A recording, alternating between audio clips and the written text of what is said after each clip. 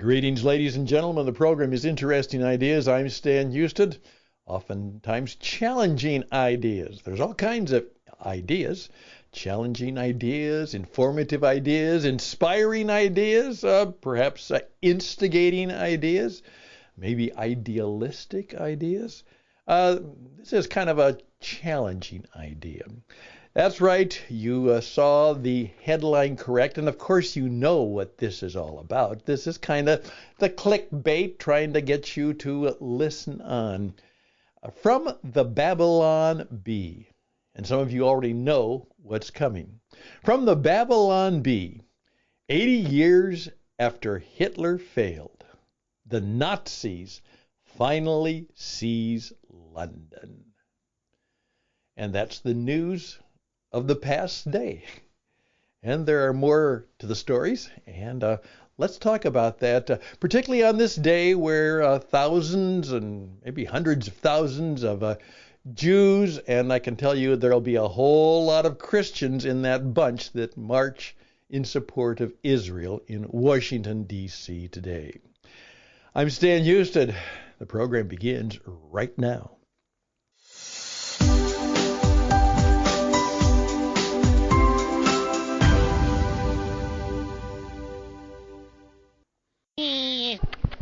What's up, Doc? One of the things I'm trying to help you and your business, and a lot of people do, is to understand how this stuff works. And what's the stuff? Well, first of all, it's a microphone. I have about 5 of them right here, right now, attached to different devices. You've got to know how to not text, not type. You need to know how to talk and speak and perform with power, effectiveness, engagement, perhaps a sense of humor, and always with a touch of wit, wisdom, insight, and truth. You got to do that. That's the way the world is.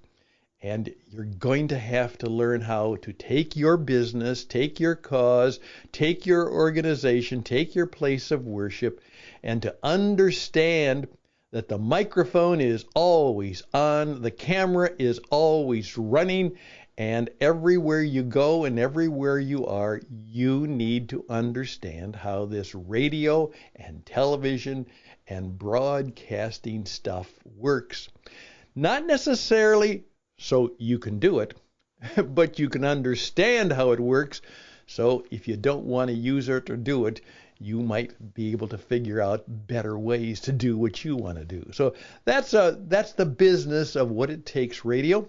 We are here, as we say, first of all, to help you connect with your audience. You don't have customers, colleagues, clients, prospects, suspects anymore. You only have an audience.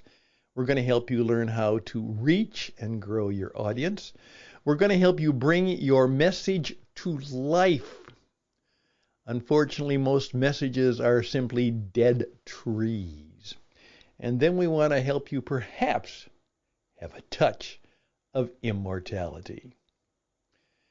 You want to know more? StanHouston@gmail.com, StanHouston@gmail.com, but I guarantee it, you have to learn these skills in the days that are before us. Hey, here we go. The Babylon Bee. Now, let me tell you, some of you who may not be aware of them. What they are is they are picking up an old form of communication, which actually is very nuanced and oftentimes not understood very well today, particularly because the mass media doesn't allow nuance, and you have to know that. They don't really, doesn't work well unless you're very good at it. The Babylon Bee is a satire, and it is basically very conservative, I would say, for the most part, and religious and political and social and cultural. They make no bones about it. Babylon, that ancient first city, well known for perhaps not being exactly what we would say to be a good city, but the Bee, and the Babylon Bee. Now, what they do is they satire. Now, they not only satire their what they would call perhaps their philosophical and political opponents, but they also satire people within their own constituency who are doing maybe some stupid stuff or some silly stuff or not very smart stuff, or who are making themselves look a little bit ridiculous. So they enjoy not only putting it to, they might say, their philosophical opponents, but they kind of enjoy. I mean, they're young, brash, and bold. You know, they're audacious to their own colleagues. So they live in that tension. Now they understand that they're going to offend somebody, but that's okay. That's the way the world works. Speak your truth, and somebody won't like it. They won't click, like. They won't. And if you're in the business of trying to be liked, you're in the wrong business of life. It's good for people to like you, maybe, to like what you have, like what you do, maybe even love that, but that cannot be the compelling motion or the compelling motive in the work you do. Well, here's what they're talking about, and I think you all have figured out now. There have been hundreds of thousands of pro-Palestinian, anti-Israel parades, spectacles, protests, marches taking place in many of the big cities. New York City had one and continues to have one. Washington, D.C., Paris, London, it's all there. Now, these are not just spontaneous, though it may seem so, but when you see all of the flags and all of the put-together signs, whenever you see something like that, you know there was more to it than just a spontaneous thing, because you can't get flags and placards and all of that stuff made, manufactured, and printed in 24 hours. So there's more to it than just simply people saying, oh, that ticks me off, I believe something else, and they go out and do that. We're not looking at that kind of an event. They're very much programmed and planned, and then with use of the social media, they attract all kinds of people who want to be in it, with it. And of course, some of the interviews that are taken of these people, some of them don't have any idea what they're talking about. They don't have any history. Remember, as I say, half of the people you meet are below average, and most of these people are, at least in their understanding of the situation. But 80 years after Hitler failed, the Nazis finally seized London. And of course, the strong edge to that is that they're saying they're doing what the other side often does. They do it to Israel. They say, you're the Nazis. You're the Nazis. You're the anti-Jews. You're the bad guys. And letting that try, blend in, fall in, and of course get the emotional response. But maybe, just maybe in that emotional charge response, somebody might say, uh-oh, maybe that's right. And that's the only thing you can hope for, is somebody finally through something says, uh-oh, maybe they're right. You're not going to get anything more than that. But that's what you're trying to do. Uh-oh, maybe they're right. As I say in my class on the radio and television, sometimes you're just simply trying to make a little bit of a crack in their skull. Now, of course, that is a figure of speech. But I'm simply saying is you put something in that caused, there's a little bit of a crack in their point of view. where something else, maybe an idea, eventually might slip in. Now, there's a fancy word for that, which you've heard many times. It's called cognitive dissonance. I oftentimes just simply say it's a crack in the skull. It's a bump on the brain. And that sometimes is the best that you can hope for. Now, that's what the Babylon Bee is about doing.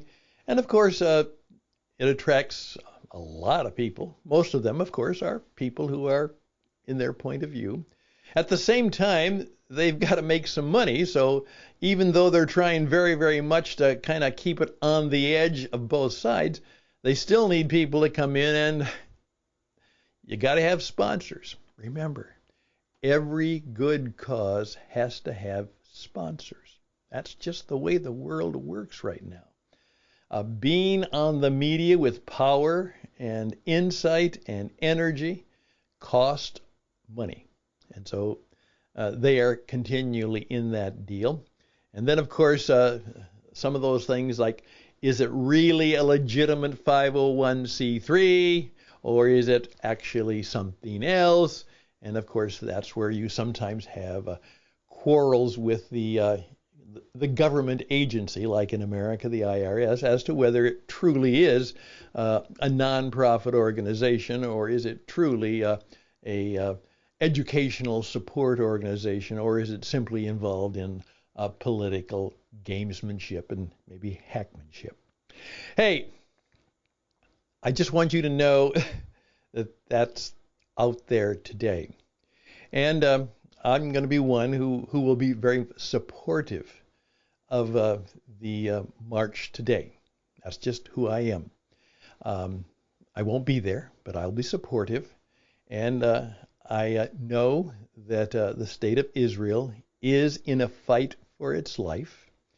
And there are many, many causes and connections and bad actors who simply want to put an end to them.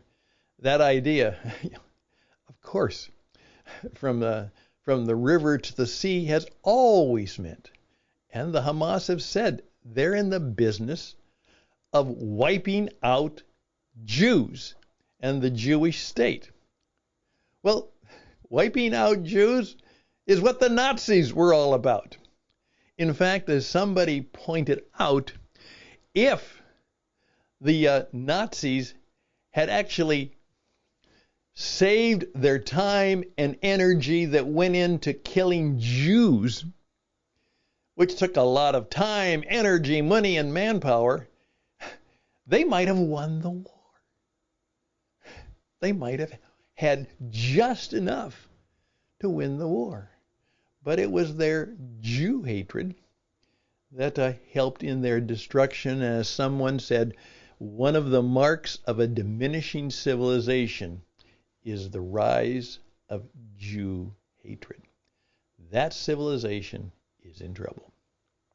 Hey, those are my thoughts for today. Obviously, you may want to argue with me, comment with me. I always love a conversation. I don't want to argue, but I love a conversation. By the way, I usually win arguments because I just know the tricks on how to do that. So that's not what I want. I love conversations that bring about clarity, maybe conviction, and maybe a change of action, maybe some reinforced power of action. But that's the story of the Babylon Bee. By the way, one of the things I just close with today is the pictures of those 5 men who died in the helicopter crash.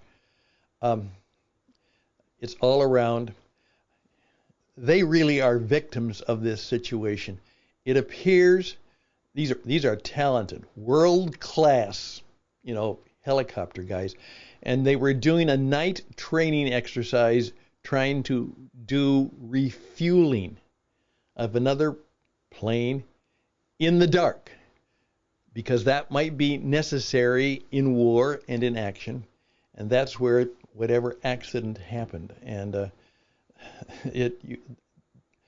one of them looks like the captain of the ship. They weren't officers. They were all enlisted guys.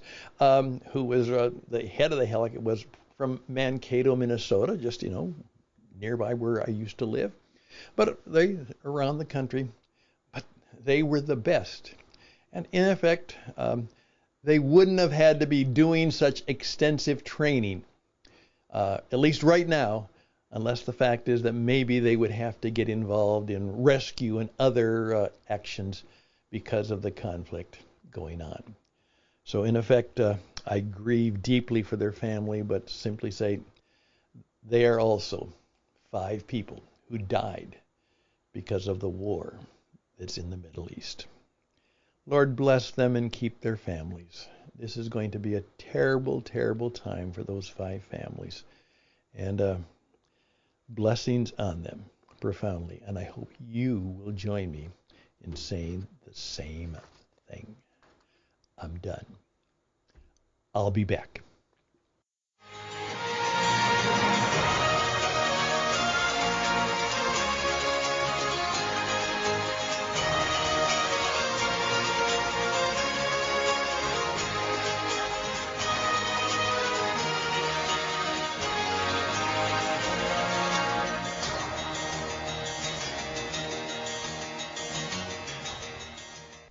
My name is Stan, maybe the man with the van, all kinds of things.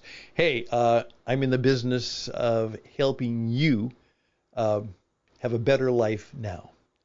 My world-class coaching, and it is world-class, and I'll tell you why if you want to know, and teaching you how to market and sell yourself in your business so you can make more money and have more fun and make a difference in the world, maybe even make a different world.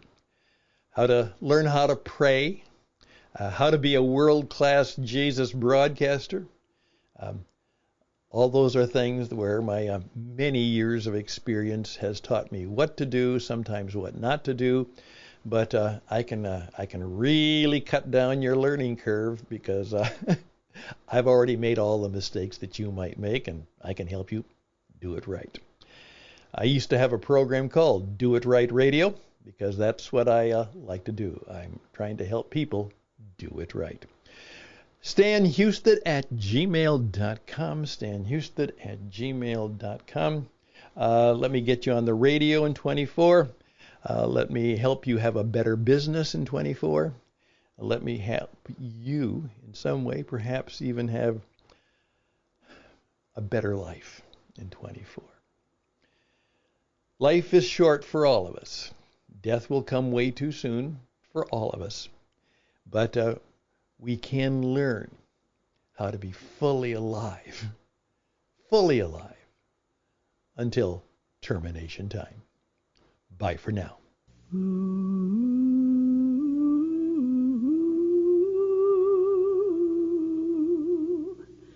'Tis a gift to be simple, 'tis a gift to be free.